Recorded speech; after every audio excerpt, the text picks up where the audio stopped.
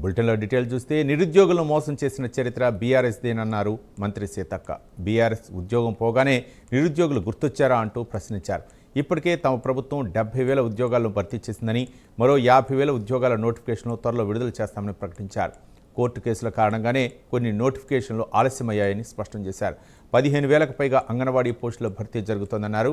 Hyderabad MLA క్వార్టర్స్లో AICC incharge Meenakshi నటరాజన్తో భేటీ అయిన మంత్రి సీతక్క సర్పై పూర్తి నివేదికను సమర్పించినట్లు తెలిపారు. గౌరవనీయులు సోదరిమణి మీనాక్షి నటరాజన్ గారు మరి పిలవడం జరిగింది. సార్ ఎస్ఐఆర్ మీద ఎలా జరుగుతుందని మంచి డాటా అయితే మా దగ్గర ఉంది, ఇవ్వడం జరిగింది. మేడం గారు కూడా ఇంకా వేరే ఫార్మేట్లో కూడా వర్క్ చేయాలని చెప్పారు.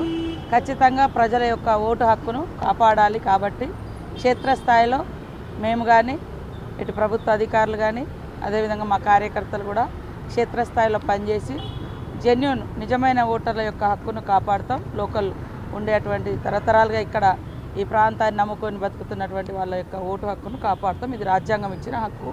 అదే చెప్పారు.